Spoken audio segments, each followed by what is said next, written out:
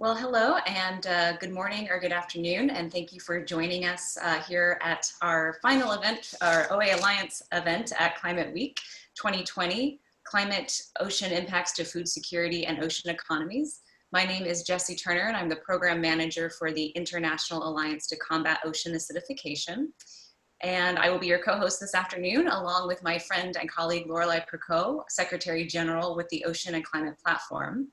And it's very fitting that this event is being co-hosted by the OA Alliance, Ocean and Climate Platform, and Because the Ocean Initiative, as all of our entities share a common goal of elevating the importance and role of ocean across international climate frameworks and dialogues. We know that ocean and climate are inextricably linked. The ocean is a major driver and amplifier of our climate system.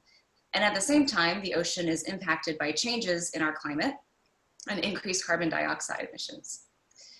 It was in fact in direct response to the growing threats of ocean acidification that a group of subnational governments created the OA Alliance in order to inspire governments to take concrete actions that would further mitigate causes, measure and respond to the changes we are already seeing, and better prepare for changes yet to come.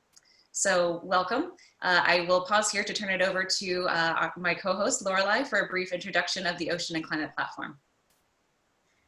Thank you very much, Jessie. Good morning and good afternoon to everyone. Well, first of all, I would like to warmly thank the Ocean Acidification Alliance and of course my dear friend Jessie for organizing this very exciting event as part of the New York Climate Week.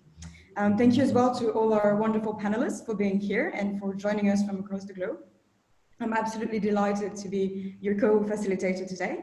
And yeah, as mentioned by Jessie, I'm the Secretary General of the Ocean and Climate Platform, which is an international network of about 90 members from civil society, including scientific institutes, foundations, international organizations, as well as representatives of the private sector. We have been working with the platform since 2015 for a better recognition of the crucial role of the ocean and marine ecosystems in the climate regulation, especially within the international negotiations on climate change.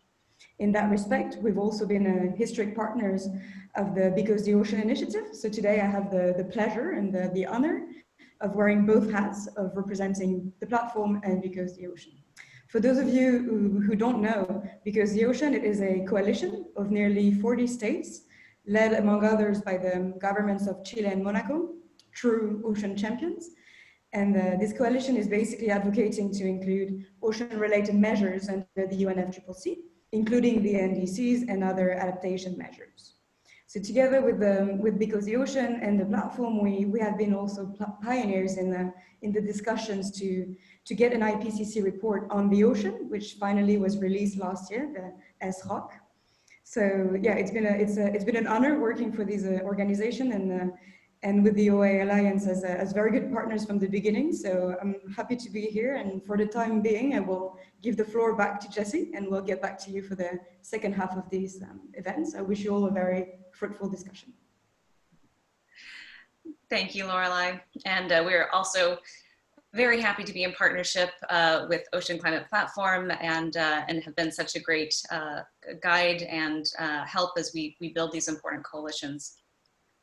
So today's event, per the title, will focus on impacts to food security and ocean economies, and specifically how we are beginning to monitor for, assess, and better protect against risks posed by some of these changing conditions. 2.6 billion people around the world rely on the ocean for their primary source of protein. Fishing and shellfish harvesting for subsistence or ceremonial purposes is critical for tribal, First Nation, indigenous communities across the world. And by 2030, the ocean economy is expected to reach 3 trillion US and employ 40 million people. So how are we gonna approach this? Today, we're gonna hear from UN FAO Fisheries and Aquaculture Department to learn more about what is already known about climate change impacts on fisheries and aquaculture, and how FAO is working to generate studies and recommendations that further support governments and civil society in the face of this change. We're going to hear about communities and sovereign government leaders who are working locally and internationally to sound the alarm bell and apply regional science to help further inform some of these adaptation and resiliency strategies at a regional and local scale. And we're going to hear about what's at stake and really further contemplate the cost of further inaction. And finally, we'll conclude with a panel to discuss how international frameworks and entities can help scale up the science, investments, and ultimately ambition that will be needed as we move forward into the next decade. And of course, as governments and civil society around the world are addressing a health, social justice, and economic crisis accelerated by COVID-19, it's more important than ever that climate and ocean action be a critical part of immediate and long-term resilient building strategies. So with that, it is my great pleasure to introduce Dr. Taru Bari with FAO Fisheries and Aquaculture Department to give us an overview of how FAO is working to assess these challenges and really help cue up the rest of the discussion today. So over to you, Dr. Bari. Thank you very much, Jessie, and thank you very much for the opportunity. We're always very happy to participate in this kind of events and bring the perspective of fisheries and aquaculture. So I'll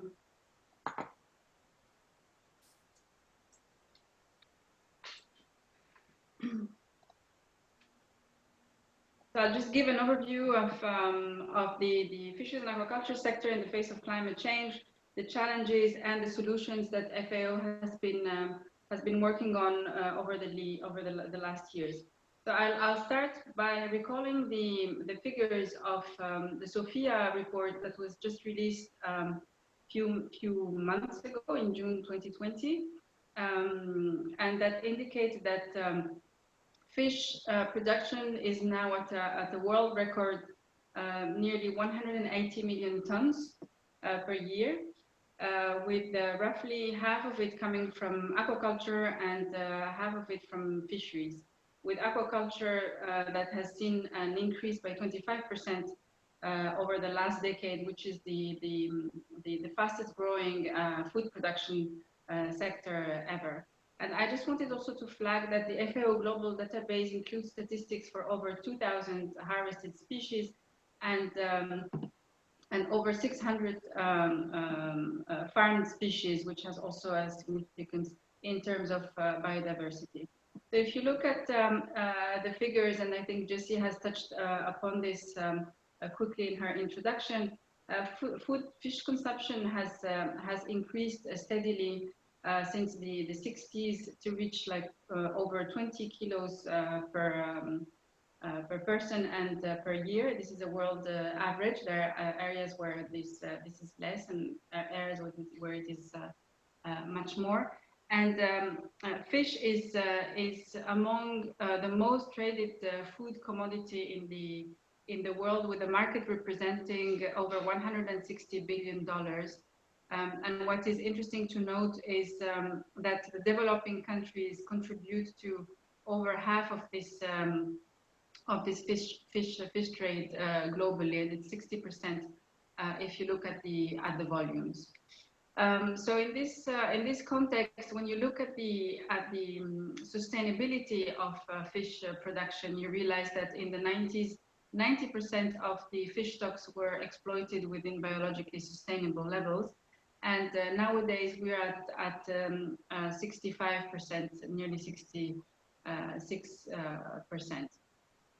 or 78% if you look at it in terms of volume, meaning that over a third of the fish stocks are currently exploited at biologically unsustainable levels. So there's a very simple observation that stocks that are under effective management are increasingly sustainable, whereas those that are not under effective management are deteriorating. It is quite trivial, but it is an important observation. So in this context, climate change represents an additional challenge, with all the biophysical changes from global warming that have effects on fish species, on the way people are fishing or farming the fish, on communities and livelihoods, and on wider societies and economies because of the cost that it entails.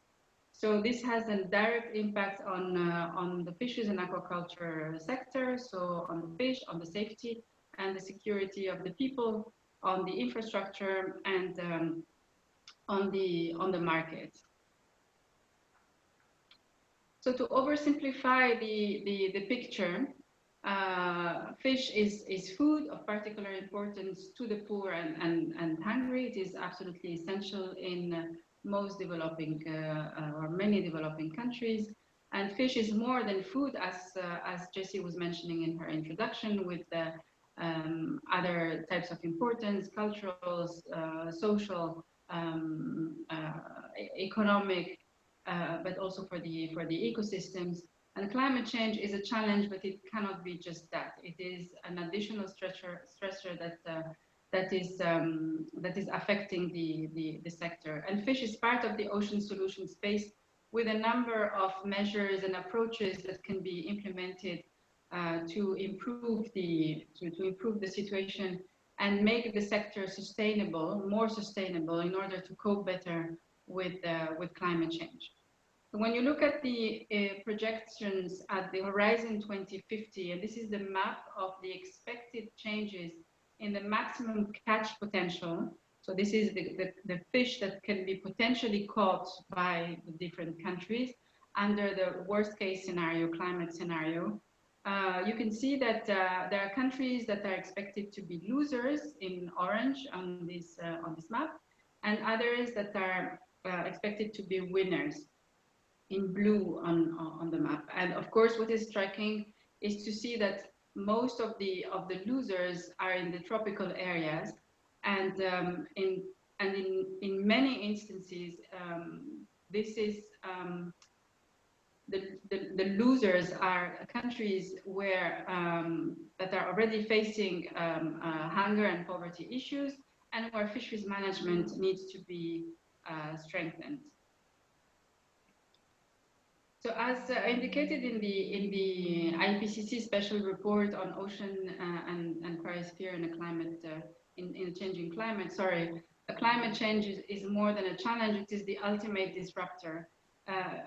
So for us, it is the opportunity to change our practices in the sector, to make the sector more sustainable and more able to cope with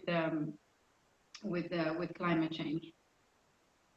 So as a follow-up to the Paris Agreement that includes a long-term adaptation goal in a manner that does not threaten food production alongside mitigation goals, FAO has put together this technical paper that was released in 2018, and that takes stock of the existing knowledge on climate change impact on the sector in the context of food security and poverty reduction.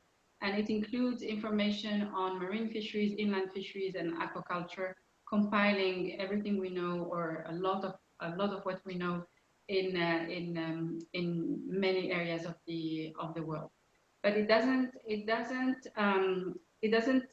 compile only the impact and the effect of climate change, but it also gives a set of solutions and adaptation and mitigation measures that can be implemented.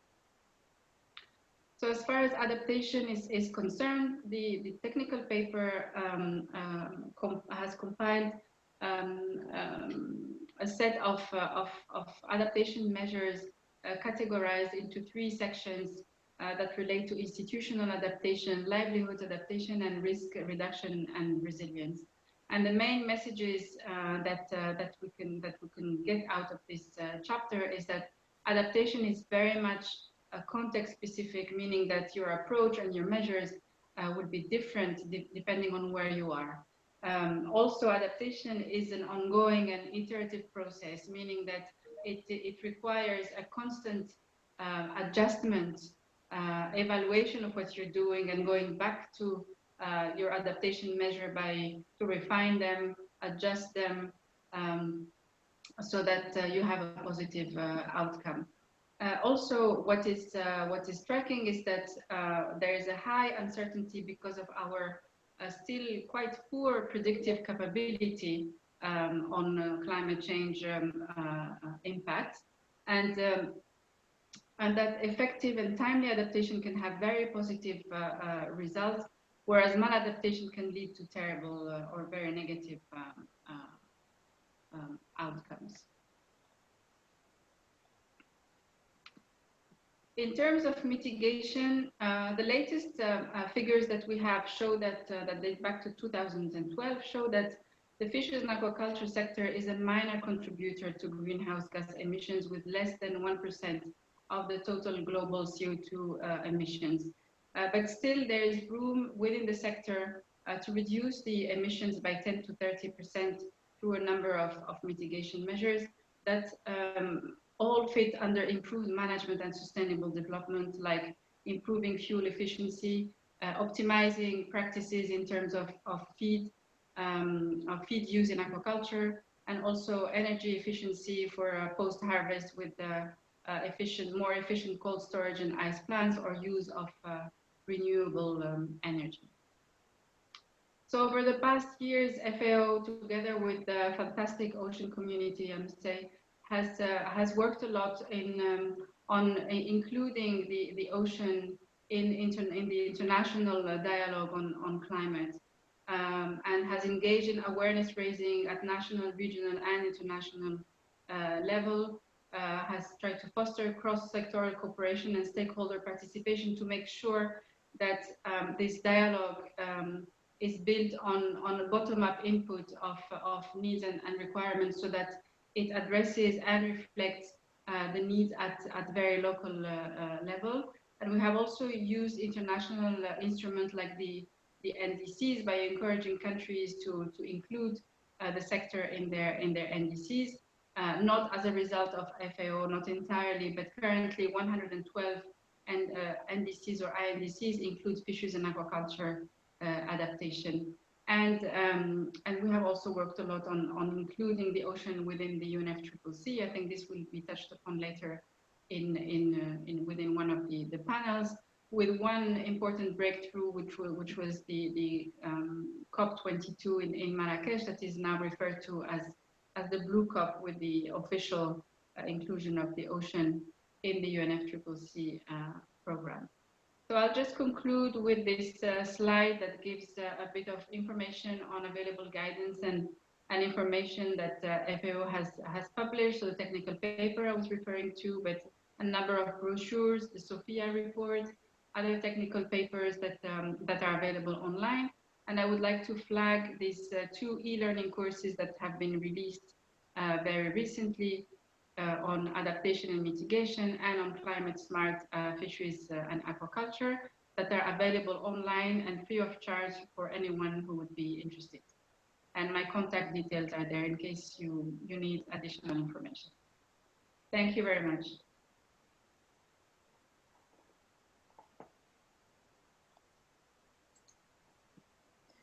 Oh, what a wonderful presentation. Thank you so much, Taroub, for being here today, for sharing your expertise and experience in this topic.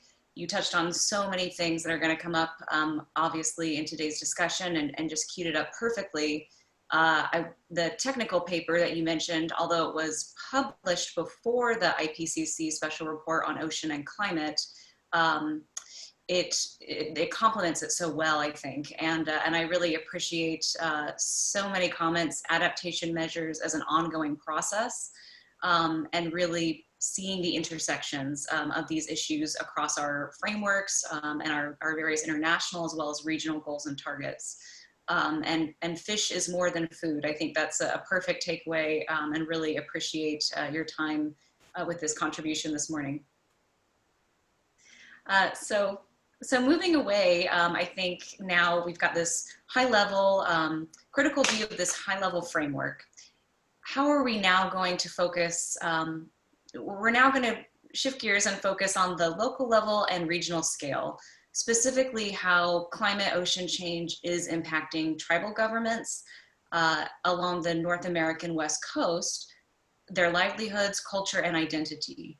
Moreover, how are they collaborating to advance leadership and solutions to these challenges? So it is really my honor this morning to debut a short video trailer that describes an ongoing collaborative effort in Washington State along the west coast of North America to understand the vulnerability and resilience of Olympic coast tribes to impacts of ocean acidification. In this video, you'll hear about place-based communities at the heart of this innovative research project, which seeks to bridge the gap between the science of ocean change and the impacts of ocean change on human well-being. And centering the information needs and priorities of tribal communities has also strengthened relationships between the academic, federal, and tribal partners on the research team, which you'll hear about, of course. And the team hopes that other researchers will be inspired to partner in this way with place-based communities at risk. So with that, I'll go ahead and turn it over to play the short video here. Thank you.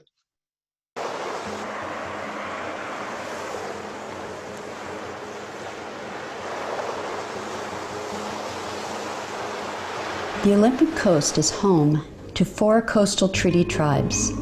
The people of the Quinault Indian Nation and of the Makah, Ho, and Quileute tribes have lived along these shores since time immemorial.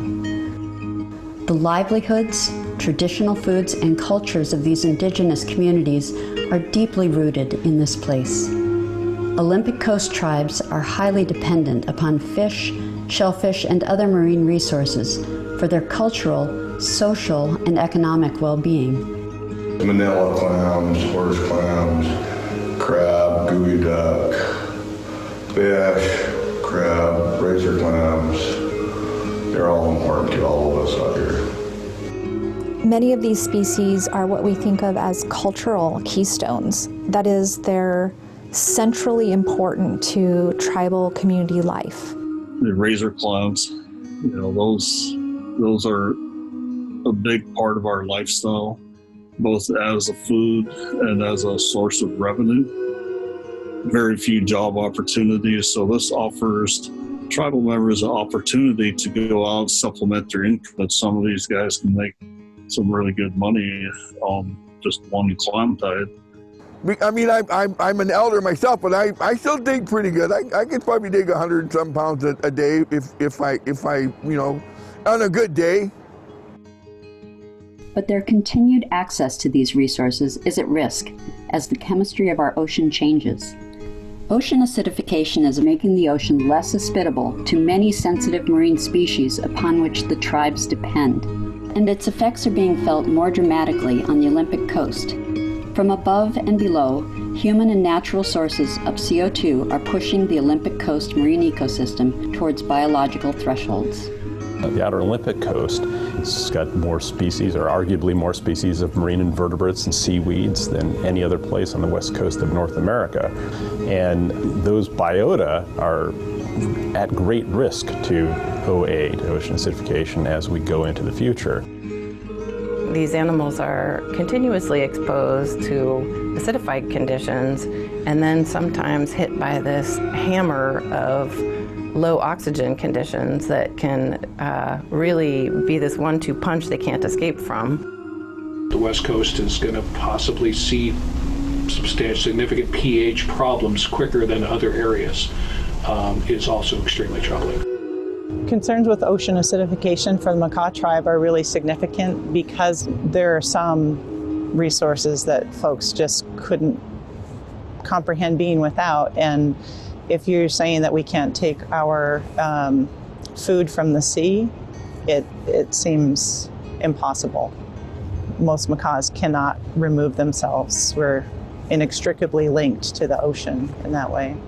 The Quinault Indian Nation depends upon its coastal resources as they have for millennia. And anything that's out there lurking in the water that could be impacting those is of deep concern. What we don't know is the scariest part. What we do know is frightening. The social, cultural, and economic impacts of ocean acidification are really unknown, except for by the people who are already experiencing it, and it's their stories to tell.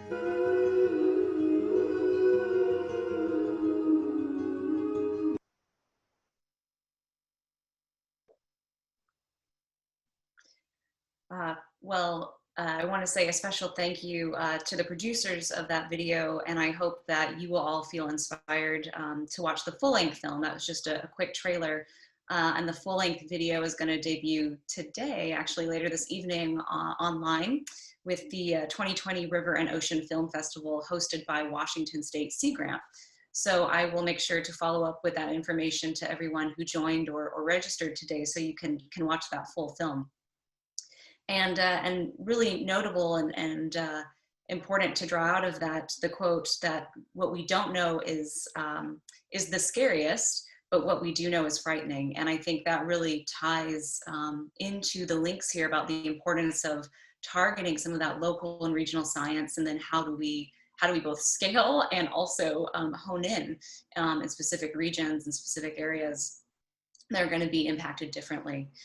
So a big thank you to the video producers, and it was a delight to be able to show it here as part of this program. And so now moving from one side of the Pacific Ocean to the other, it is my honor to introduce just a few minutes of remarks and perspective offered by Cameron Diver, who's the Deputy Director General at Pacific Community. Pacific Community is governed by 26 Pacific Island country and territory members, and is the principal scientific and technical organization in the Pacific region. Pacific Community has been advancing regional science to better inform mitigation and adaptation responses, as well as leading internationally across processes like the UNFCCC, UN Sustainable Development Goals, and the UN Decade for Ocean Science, which you'll hear about and learn about how the regional science is informing that work. It's been a great joy to collaborate with our friends at Pacific Community, especially leading up to last year's Blue COP, of course, which we'll talk about next. So Deputy, over to you for a few minutes of remarks.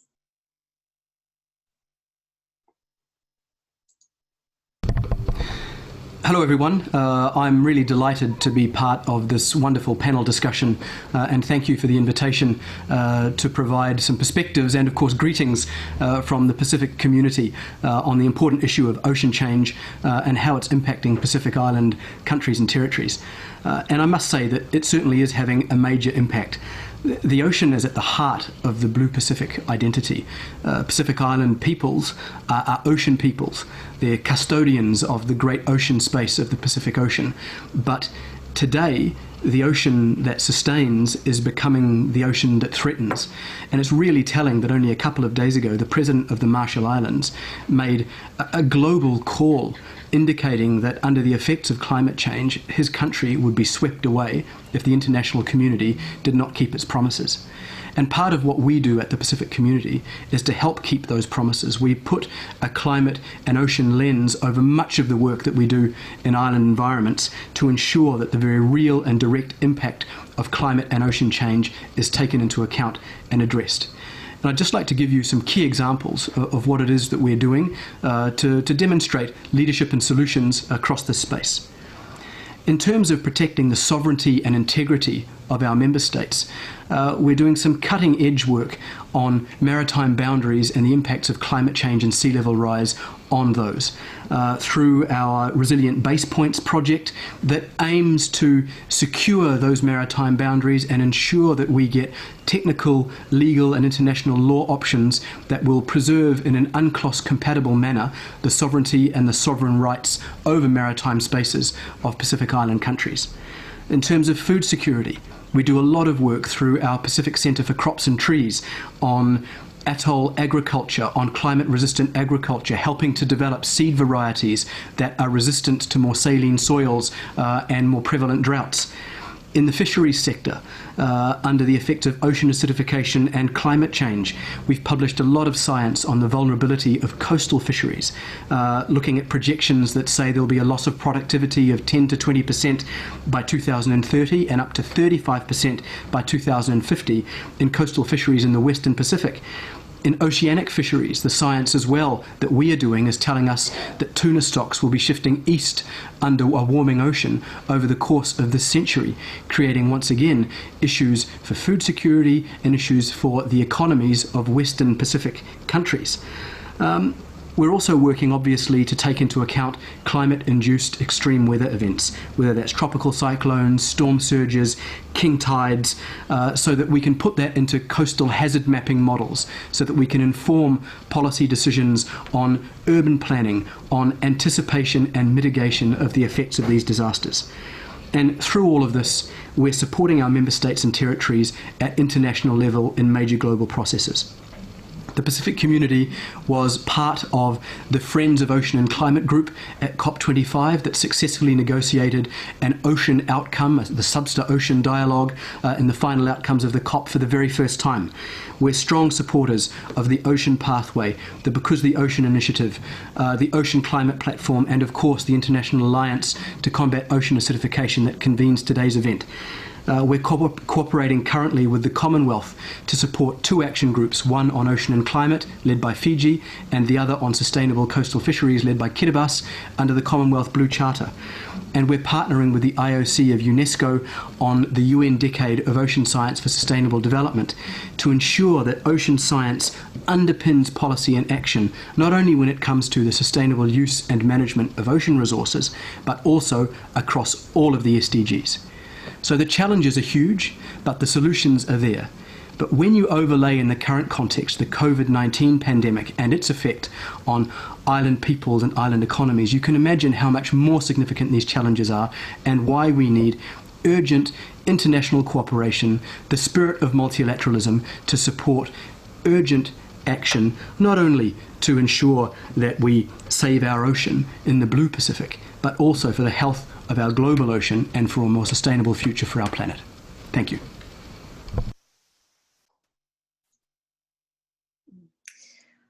All right, well, the challenges are huge, but the solutions are there, and really important and inspiring words from Deputy Diver, and we're very grateful for Pacific Community's ongoing work and leadership across the board. It's just been a pleasure to learn from and grow with them in this space. So finally, before we move into our panel discussion, I am really happy to introduce and speak with Rosana Garay with the Ministry of Foreign Affairs in Chile. And as Cameron spoke about the linkages between the science and the international space and making sure the science is informing our decisions, Chile has been such a tireless champion for ocean across climate and applicable platforms, was the first national government to join the OA Alliance, was a co-founder of Because the Ocean Initiative, and of course this year's president of COP25, the Blue COP. So thank you, Rosana, for being here. It's a true honor to have your thoughts and perspectives this afternoon. And I'm just gonna queue up a few questions for you, if I may. And there you go. Excellent. Thank you, Jessie. And thank you very much for the invitation. I just wanted to say good morning to all speakers, organizers, viewers, and friends of the ocean and climate around the world. So I'm very happy to be here. Thank you. Thank you. So we'll start out pretty simply, but I think it's important to root this. Why is Chile concerned about climate and ocean change? And specifically, why is the Ministry of Foreign Affairs and the Ministry of Science working to assess risks and vulnerabilities? Why has it been so important that these two departments and ministries are communicating together on this topic? Well, we share the view of what Cameron was saying, that Chile as a Pacific country also has an historical link with the ocean. Facing the Pacific, the sea is a fundamental part of our national identity. The basis for the social, economical, and cultural development of our country rests heavily on the ocean and the conservation of our ecosystems and marine species. And these coastal ecosystems along Chile are characterized by a high environmental heterogeneity. River discharges, upwelling areas, and the ice melting of glaciers in fjords ecosystem are main drivers of seawater pH and CO2 variability in the ocean, and yet very vulnerable to climate change. So this is why we have consistently made efforts to protect them. So Chile has been making endeavors to protect the ocean for many years. We have taken essential steps to comply with the SDG 14, the creation of marine protected areas is just one of the concrete actions that we have developed to achieve this goal. And also, we have been actively participating in making changes locally and internationally around the ocean and climate nexus. Globally, we are one of the founding members, as you said, of today's host Ocean Acidification Alliance and the Because the Ocean initiative. Additionally, we have participated and organized different activities and workshops involving other partner countries as well as international organizations and NGOs. So, as I mentioned, our marine ecosystems are very sensible to the effects of climate change. Monitoring, studying, and understanding these changes and variation is key to find evidence-based solutions. Scientists in our country have been monitoring our coastlines and oceans for years now, starting with research teams of scientists from different universities that focus, for example, on evaluating the impact of acidification on economically important mollusks, such as mussels or gastropods.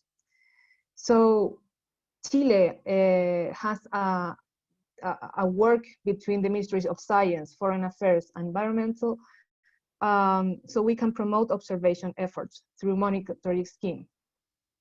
The Ministry of Science now is leading the development of the Chile's Climate Change Observatory, a big distributed technological infrastructure, part of a network of scientists and instruments that will observe our nature, providing valued-added data to the progress of science and for evidence-based policy decision-making.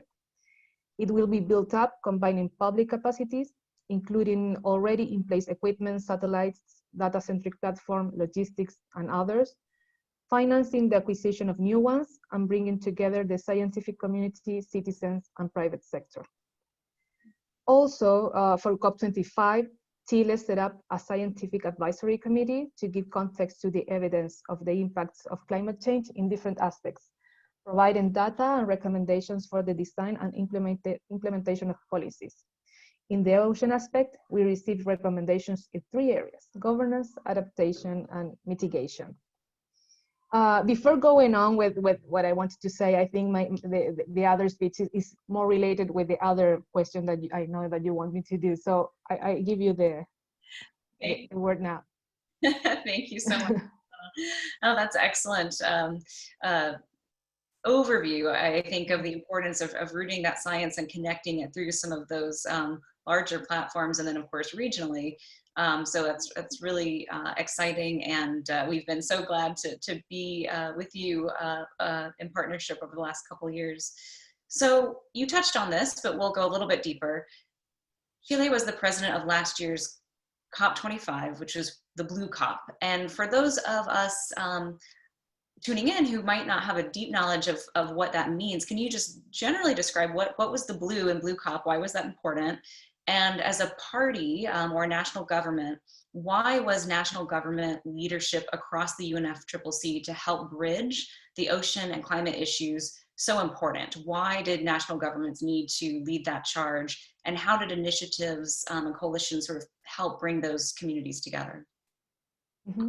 Well, as COP25 presidency, and in parallel of the negotiation track, we set some priorities for us, and one of them was the ocean. So, bearing the colors of the seas, we named it the Blue COP. We were convinced that the ocean community could be united and work collectively with the aim to move forward around the ocean and climate change nexus.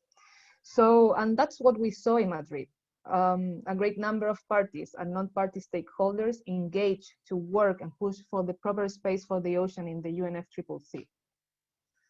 COP25 advanced ocean climate action and diplomacy through a range of initiatives, from the launch of new leadership coalitions and the release of new scientific reports, to the Friends of the Ocean and Climate high-level event, and the launch of the Ocean and Climate report of the Because the Ocean initiative. But more importantly, this got reflected in Decision 1CP25, which mandates a dialogue in ocean and climate to be held during the SAPSPA 52 session to consider how to strengthen mitigation and adaptation action in this context. But prior initiatives were crucial to build the ocean momentum. Chile was among the first countries to raise the issue of ocean and climate in the context of the implementation of the Paris Agreement, We presented a voluntary submission in 2016 on the relevance of the ocean in the global response to climate change. Within the Because the Ocean initiative, as you mentioned before, we promoted the inclusion of an ocean component in the NDCs based on the crucial role that the ocean plays in the global response to climate change. This is what we did this year, being one of the first countries to present a new NDC, including an ocean component with an integrated approach, contributing for both mitigation and adaptation objectives in the ocean. There are other initiatives such as the Ocean Pathway, the Talanoa Dialogue, the incredible work done in the ocean under the Marrakesh Partnership that were as important pieces of the Blue Co. Another topic that I wanted to highlight is the scientific evidence. The IPCC Special Report on Ocean and Cryosphere provided critical information around this subject. The scientific evidence emphasizes the importance of taking early action to prevent the most severe consequences of climate change. If there is no effective mitigation action and the greenhouse gases emissions continue to increase, it is estimated that sea level could rise more than 1 meter, and phenomena such as high tides and intense storms will increase in frequency and intensity. This was a call on all of us as decision makers to react and take concrete steps. Thank you, Rosanna. That's great. And for those that might be fully steeped in UNFCCC landscape, and I'm myself in that category and learning, the NDCs referring to the nationally determined contributions that parties to the Paris Agreement have to submit that both define their emissions reduction strategies and targets. Because the Ocean Initiative, really through the leadership of Chile and other governments, have been working to find ways to integrate ocean, both mitigation as well as adaptation within those documents. And I just can't say thank you enough for all of the leadership and work that Chile has put into moving that needle forward. So lastly, just a quick maybe a call to the audience, but particularly call to action, given your leadership position. We're now moving into COP26, which we'll hear about later from the UNFCCC Secretariat, and trying to move forward some of these huge achievements made over the last several years to integrate some ocean mitigation adaptation into the UNFCCC process, which has traditionally not included that. What is your call to action, both to national governments who are party to the Paris Climate Agreement, but also to subnational governments? As you know, colleagues in the OA Alliance are state governments, cities, tribal governments as well. What can they do, both inside to support the COP processes like that you're leading, but across other platforms to support this work? Well, I think that subnational governments and NGOs and non-state parties, non-state actors are so relevant for push and fasten the process. So what we see when we see the submissions for the Ocean and Climate Dialogue, we see an enormous number of non-parties submissions, because we are very engaged for this process.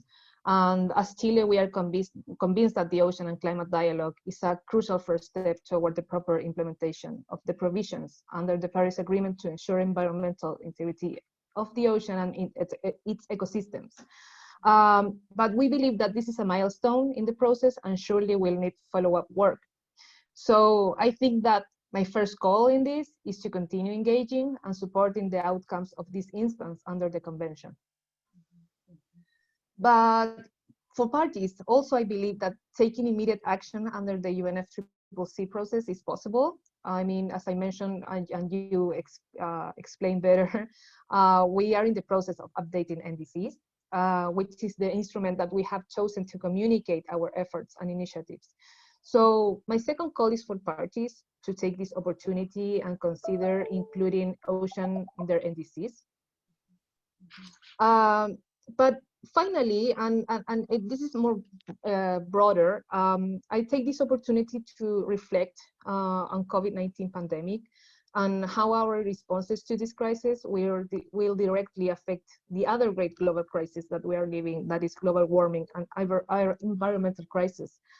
As COVID, the climate crisis impacts life, and it's a fundamental and ethical imperative for the human development in our country to face it with decision and sense of urgency. So thank you.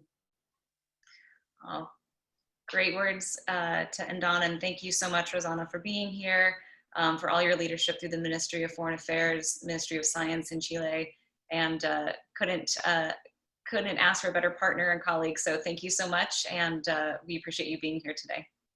Thank you. Thank you again for the invitation. Of course.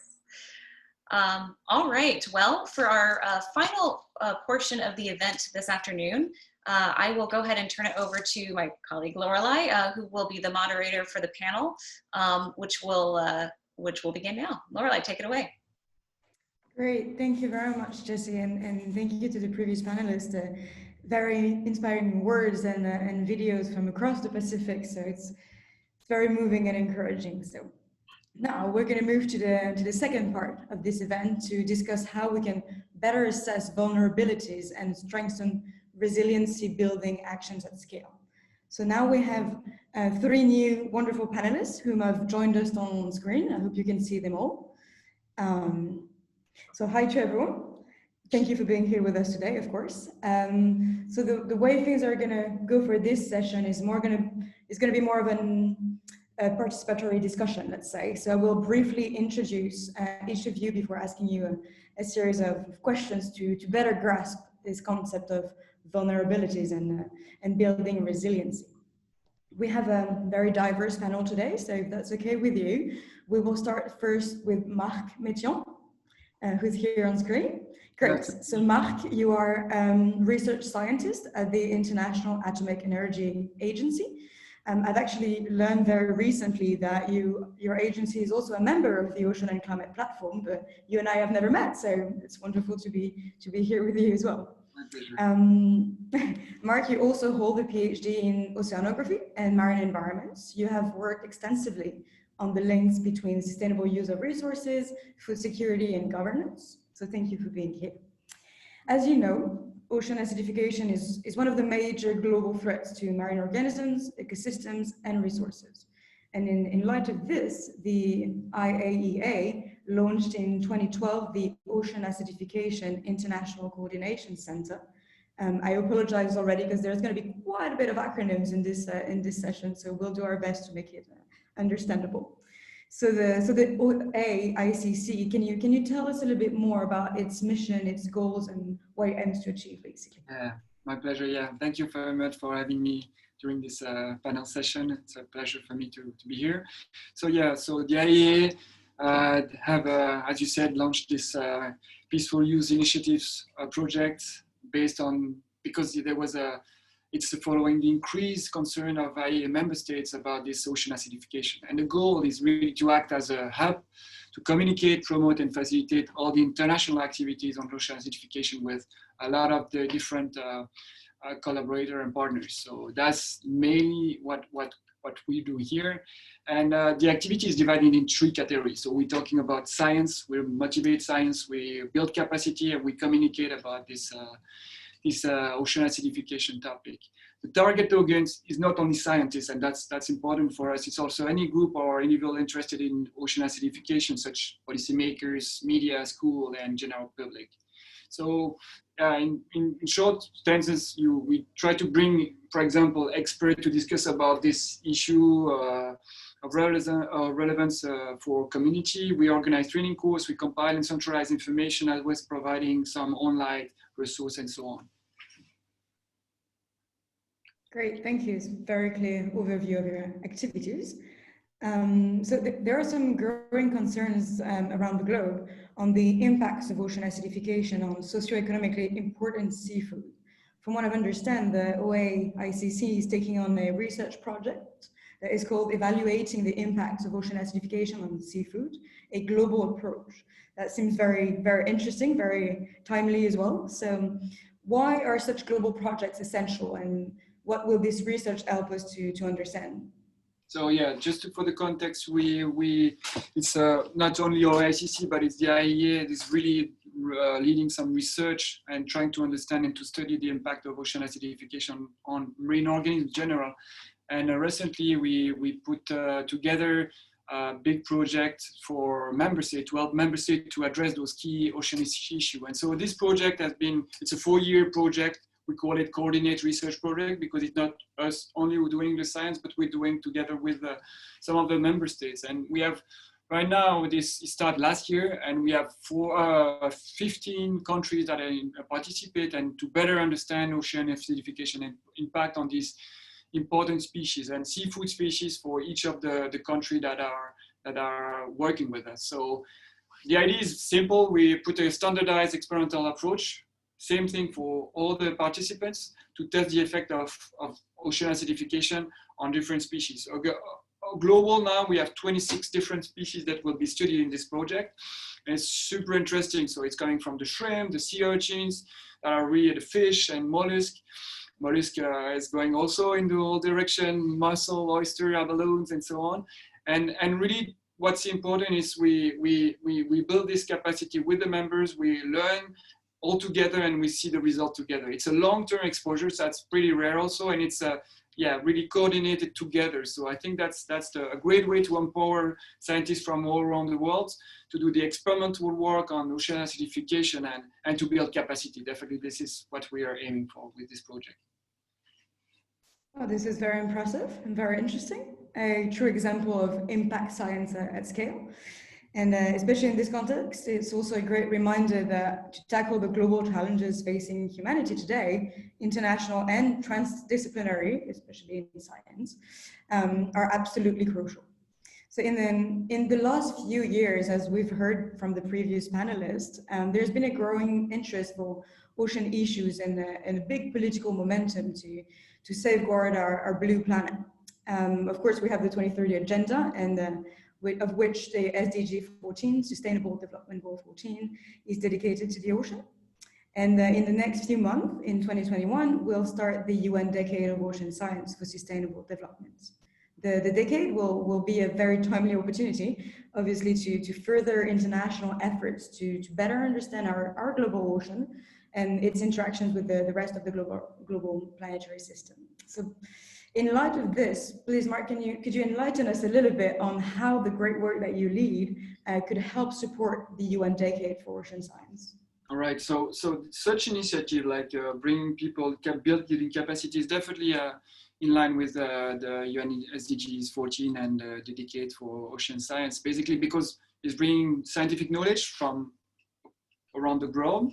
You help develop research among developing member states. So empowering, as I said in the previous response, is really to give the opportunity for scientists around the globe to study and to try to assess impact of ocean acidification and bring that to another level for policymakers or decision makers.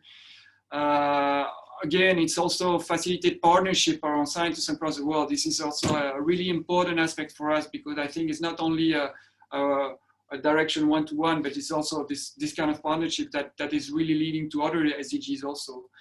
And also what we really want is to, again, I think I repeat myself, but this is really, really important for us is really enhance expertise around member states and develop capacity science-based strategies to address this UN SDGs. That's overall, right? I mean, this is really important for us. It's not our research, it's the research from the country, and to be able to then let them lead the research across the world. Yeah. Thank you very much, Mark. And I can say that on behalf of the Ocean and Climate Platform, we're very proud to have you as a member and stand ready to support you in your efforts. But we will also be very involved in the UN Decade. So together we'll boost things a little bit. So thank you for your intervention. So now I will turn to our next panelist, who is also very committed to achieve the UN SDGs and will bring us a different perspective to risk assessment and ocean resilience. So Chip Cunliffe, I will turn to you now. You're the Director for Sustainable Development at AXA XL. Alongside some key partners, you have led the development of the Ocean Risk and Resilience Action Alliance, ORA, which was launched, I believe, last year at the UN's Climate Action Summit in New York. Not virtually, I believe, but it's better now for our emissions. So basically, ORA, from what I've understood, the main objective is to incentivize private investment and blended finance into coastal natural capital. So please, Chip, for people like me who are not big finance people who really work with that sector, can you please tell us a little bit more about how your alliance works and what it was created for, and what are your objectives in the coming years? All right, thank you very much, and thank you for inviting me to speak today. Yeah, out of the 2018 Ocean Risk Summit that took place in Bermuda, I think one of the major things that came out of that was the importance of nature-based solutions as a stepping stone for building resilience, especially in smaller developing states and LDCs, and so in the least developed economies. And it was very much a case of, you know, identifying healthy ecosystems like mangroves and coral reefs and seagrass beds, etc., as really important for protection. So protection against floods and flooding, and storm surges after, and you know, during major weather events. But also they have, you know, huge economic benefits, you know, for the lives and livelihoods of those people who live around them.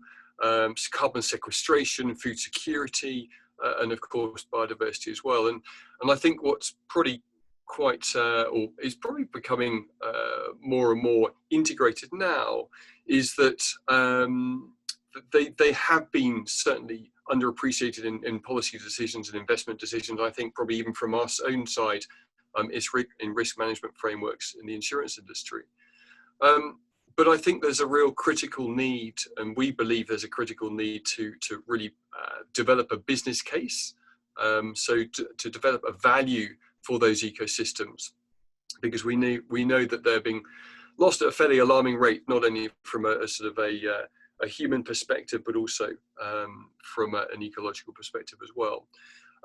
And so the idea behind Aura is this multi-sectoral work, where we're trying to drive, our mission is to drive $500 million worth of investment into that space by 2030. So we're working at the moment on various initiatives.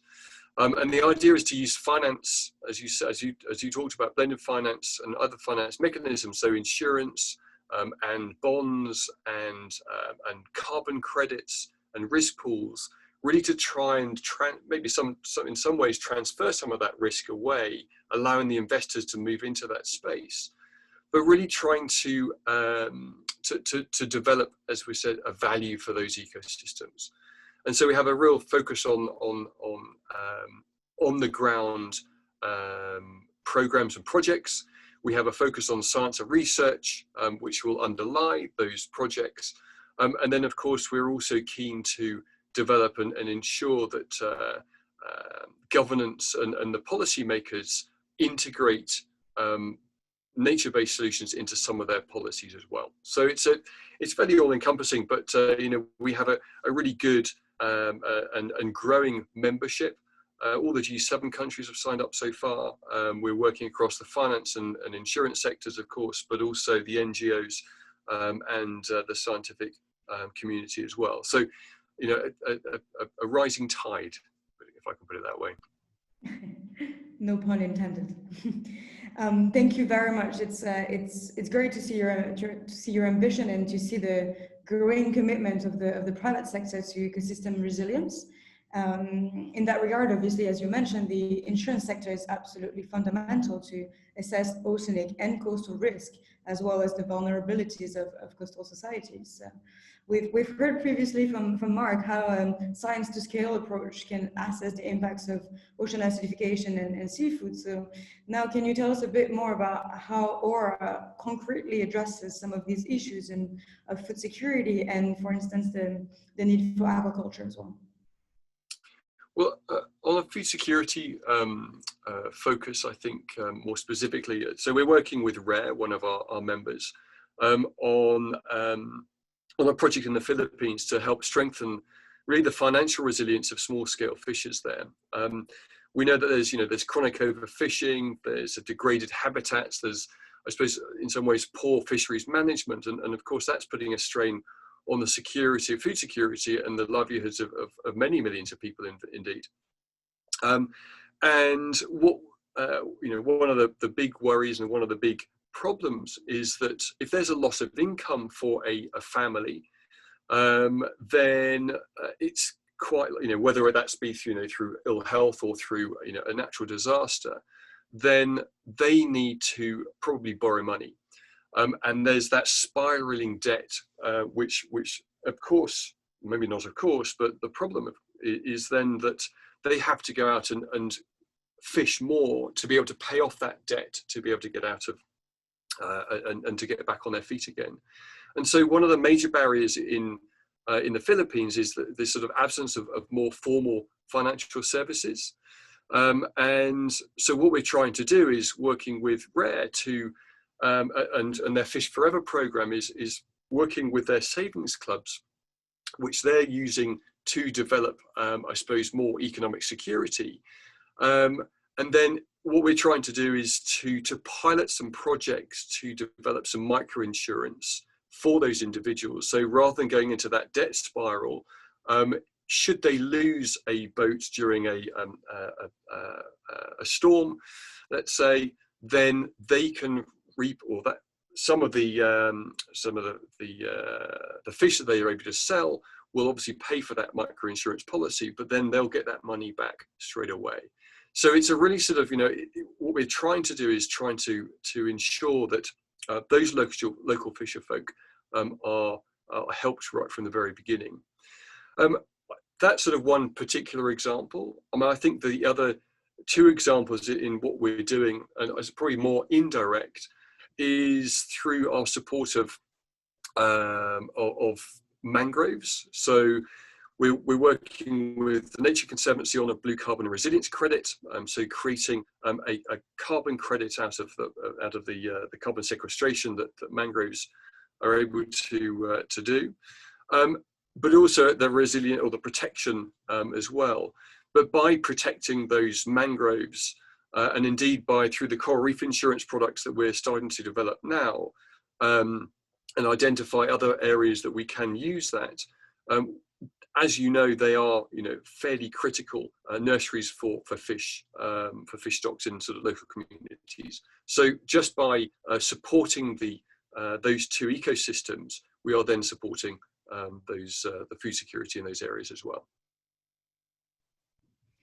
Great, thank you very much for highlighting all these great examples, very concrete, and to showcase that the need for finance resilience to help put in place appropriate marine and coastal solutions to not only strengthen blue natural capital, but also actually safeguards the livelihoods of coastal communities. So this has been very interesting, and I like that you approach the management of ocean risk through a multi-sectoral approach, working with scientists and NGOs, and we would be happy with the Ocean and Climate Platform to work with you on putting this forward. This is quite impressive. So moving forward, though, in the longer term, how do you foresee, how can climate risk assessment and insurance products be utilized to scale up a little bit this action by the private and public sectors?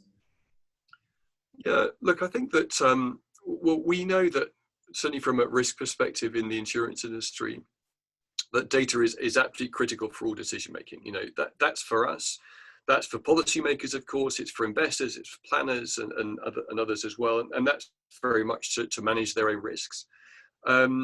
We use our own risk models, and of course there are risk analytics as well that provide, I think, the clarity on the potential risk exposures. But and of course insurance is sort of one of those ways in which we can transfer the risk away from those either individuals or public bodies, and take that into the private private risk market or insurance market.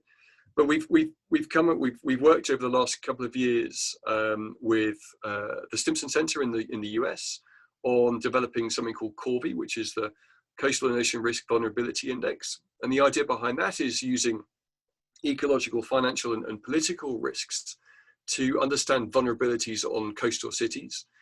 And the idea is that it provides a risk profile for those cities themselves on different areas of risk. And so we've done that in Castries and St. Lucia and in Kingston in Jamaica. And we're also working, excuse me, in a couple of other, in East Africa and in the South Pacific as well, to do that in different cities along the way. So the idea is that, that having that understanding, certainly from a government level in the first instance, but also from a risk perspective from our side, allows us to understand those vulnerabilities and understand those risks. We're also working at the moment just on an ocean risk index. And the idea behind that is to integrate into our own risk models the idea of healthy ecosystems. So you take away a healthy coral reef or you take away a healthy mangrove, and what does that do to your assets on land, whether it be that an actual building, whether that be a whole community. And so if we're able to better understand what the risks, the physical risks to them are, the financial risks, so the fiscal risk, but also the vulnerabilities, then I think we're going to have a much better understanding of, where, for investment purposes in the first instance, but also how we help provide those communities, the most vulnerable communities really, with solutions to some of the impacts that climate change will have in the future. Wonderful. Well, thank you very much. So far, it's been a very rich and stimulating conversation. So we've had some very concrete examples of action and leadership from a scientific perspective, from a finance perspective. So thank you very much. I'm being slightly mindful of the time right now, and I'm going to move on to the final speaker. Obviously, final speaker. So last but certainly not least, Joanna, I don't even know if I need to introduce you anymore. Everyone in the ocean and climate community should know who you are now that you are our focal point for the ocean under the UNFCCC Secretariat. Joanna, we've had the pleasure of working together for quite a while by now. But also we know that you're a very, very busy woman. So thank you very much for being here. You have an extensive portfolio, and among your activities, you have the heavy task of compiling the submissions that have been made towards the Ocean and Climate Dialogue that was mentioned by previous speakers, including Chile. I'm not going to go over everything that happened at COP25, but it was obviously a milestone to have a blue COP. And it was the first time that the ocean ended up in the final decision of a COP. So that was a very big momentum for the community. Can you tell us a little bit more about what that Ocean Dialogue is? How is it mandated, and what are we expecting from the dialogue? Over to you. Thank you so much, Lorelei. And I think it's also safe to say we've become good friends since we've been working together on this the last couple of years. Thank you also to Jesse for inviting me today. It's a pleasure to be here and to join you all.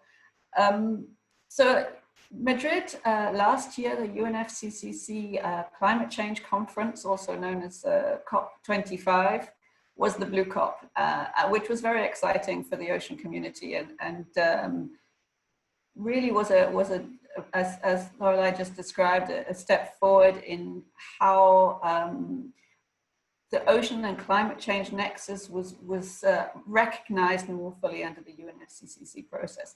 In fact, even we go back to the original convention, it was recognized, but the original convention talked, of course, about reducing greenhouse gas emissions, but it talked about it in the context of not interfering or preventing dangerous anthropogenic interference with the climate system. The climate system actually in the convention is described as the totality of the atmosphere, the hydrosphere, the biosphere, the geosphere, and their interactions. So that, by definition, includes the ocean, it includes life in the ocean, it includes the cryosphere, and it includes the ocean floor.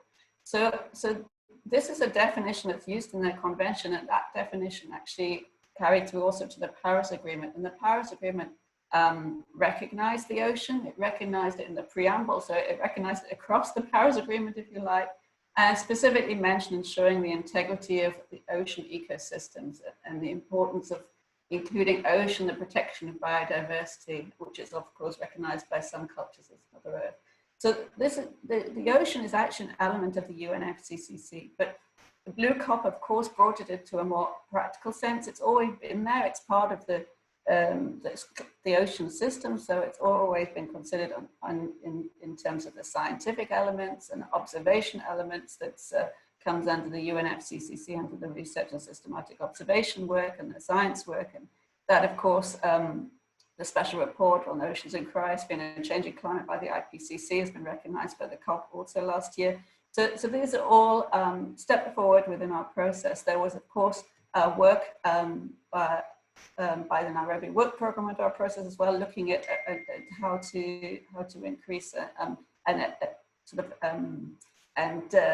address knowledge gaps in terms of information needed to move adaptation forward. So that is sort of a little bit of a background, but of course what we have now coming out of Madrid is a mandate to the SBSTA chair, so this, talking about acronyms, apologies, the SBSTA under the UNFCCC is the subsidiary body for scientific and technological advice. Those are the parties coming together to consider sort of scientific and technological aspects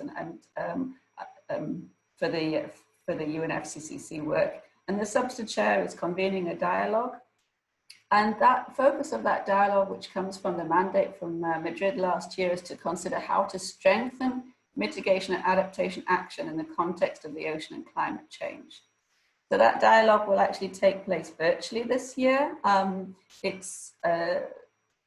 dates have just been confirmed, so they will be the 30th of November to the 1st of December. And currently what is happening is that the 47 submissions, we just received Australia not that long ago.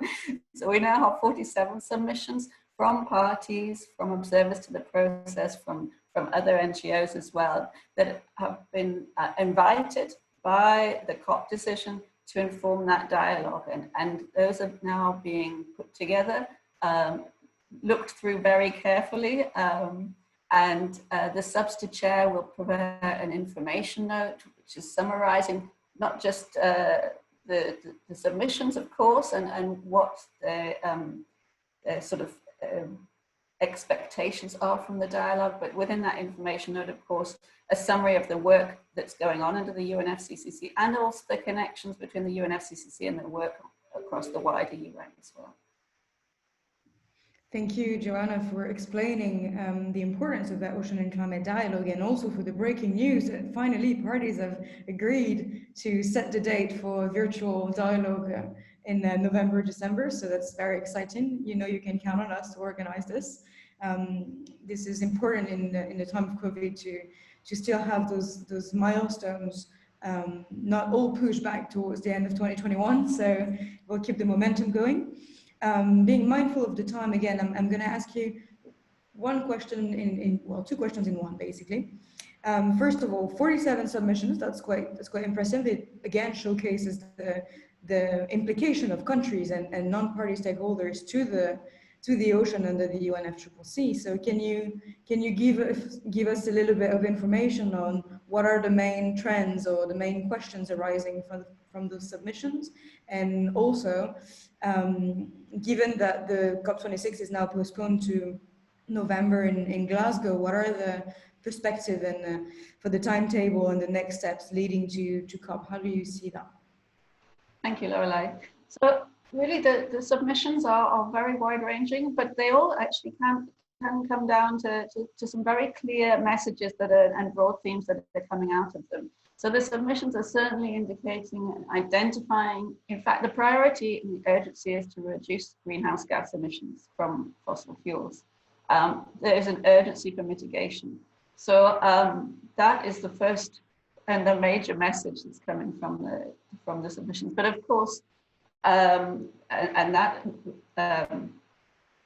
mitigation, if you like, will limit the scale of what we have to deal with moving forward. But of course, the impacts, risks for ecosystems and livelihoods that depend on them, there is a huge range of options and discussions that need to take place in this mitigation adaptation context and strengthening it moving forward.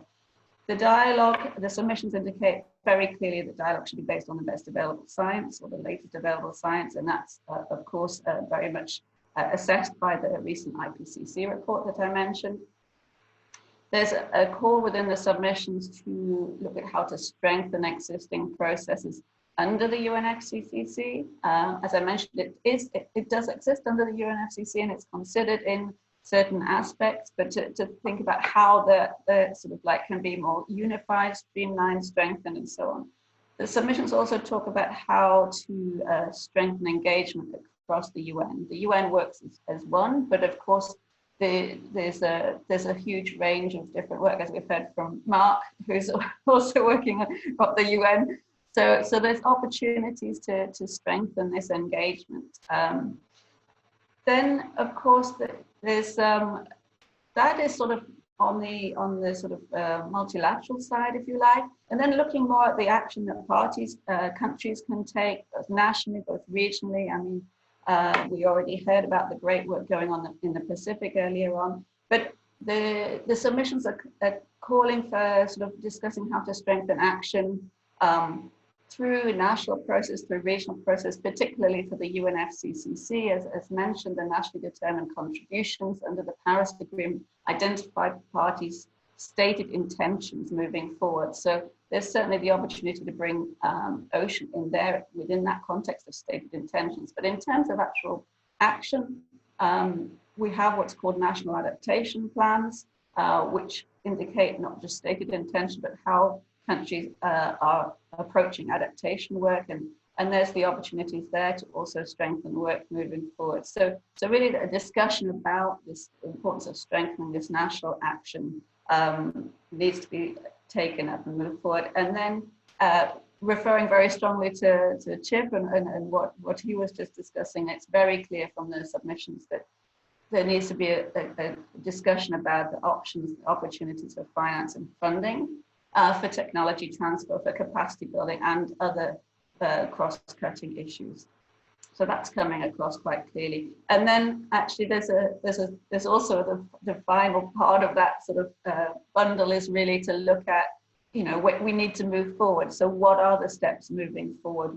What should the outcomes be from this, from the dialogue, but what are the next steps moving forward, both at the multilateral level and at the what countries and others can do to support that work. So that's really the submissions. In terms of what happens next following the dialogue, so we have the dialogue. The mandate from Madrid is to invited the substitute chair to prepare a summary report following that dialogue. So that's the mandate is for a dialogue and a report following that by the substitute chair, which is likely to be available as soon as possible in 2021. Now, where that moves forward from there is sort of very much up to how parties and others wish to take it forward. The next steps really are to consider what's coming out of that dialogue, and for parties then to discuss what they wish from COP26 next year. There is obviously a lot of opportunities to look at what parties are providing in terms of the nationally determined contributions now. Chile, for example, and others are strengthening this element of oceans within their NDC. So of course, moving forward, there's an opportunity to support countries and in their work there. But with the COP being postponed, we have, of course, discussions and encourage parties to discuss what that might look like moving forward. Thank you.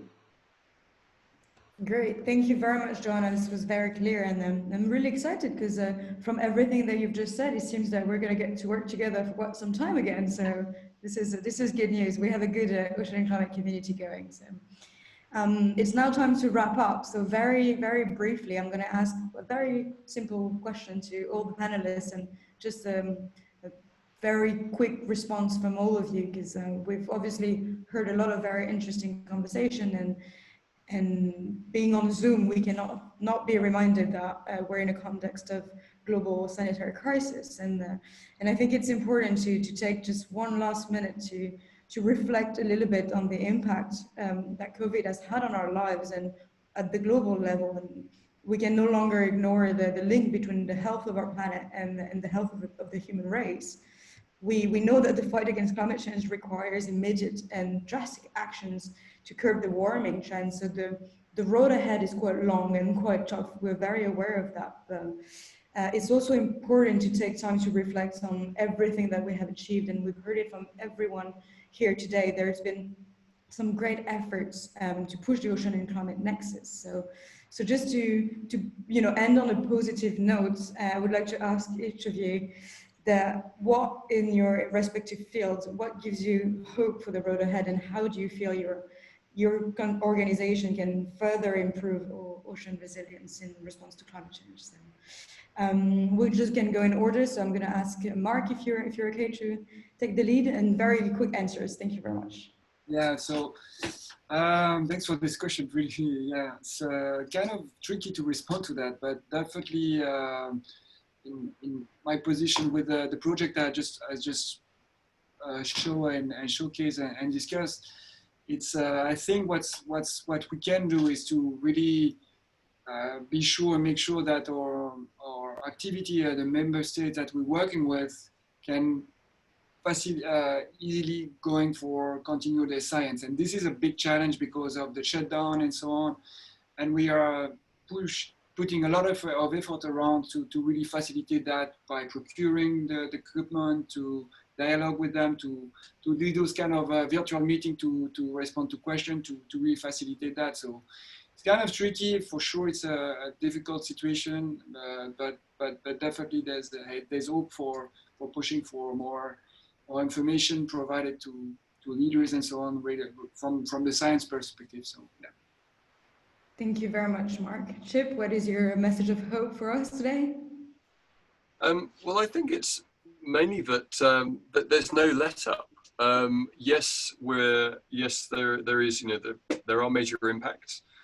From the private sector, we continue, and certainly from AXA, we continue with our a key focus on climate and biodiversity, that's in support of the work that I'm doing in the ocean, but of course in lots of different areas as well. And then I think from an alliance perspective, we're seeing exactly the same. So again, there's no let up. Everyone is still driving for the same goals.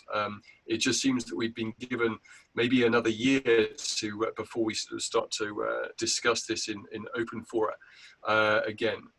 So the positive is that it's not slowing down. Perfect. Thank you very much. And Joanna, you are from the inside of the machine, so what can you tell us? I think the positive remains the Paris Agreement. I think this is such a major happening within the multilateral environment. Having the scientists having talked so long about climate change for it actually to be recognized by the policy world as an issue. And we have movement. That countries are increasing ambition. They're providing their national systemic contributions.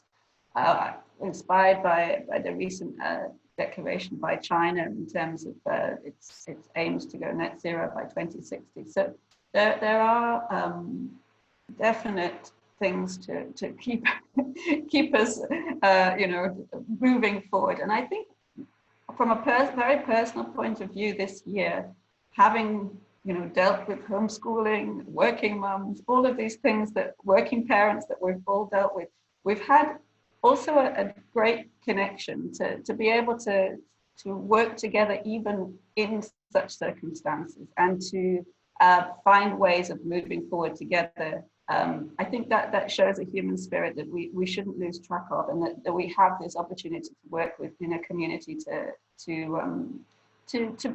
make really move forward within a very challenging world that we're dealing with right now. Thank you very much, Joanna. Thank you all for your words, for your inspiration, for your motivation. And I hope that everyone who's heard us today has realized that things are moving, that we are a very committed community, that the spirit of the Ocean and Climate Nexus is going on, and it's going for a while. So maybe Jessie, if you want to say a few concluding words, and then we can say goodbye and thank you very much. And at the latest, we'll see each other at COP26 to shake things up in Glasgow a little bit. Thank you all. Thank you so much. Thank you, Lorelei, a very equipped and capable moderator. Thank you so much for hosting that today. Thank you to the panelists, and the positive remains the Paris Agreement. I think that's a really important final word to end on. We are still moving forward, and we are connecting and advancing and pushing forward that science that's most urgent to fill these gaps regionally and internationally. So thank you all for joining. It's been a pleasure. Thank you to our audience for participating. We'll make sure we get this recording out to those that would like to see it or share it further. And thank you for being part of Climate Week virtually 2020.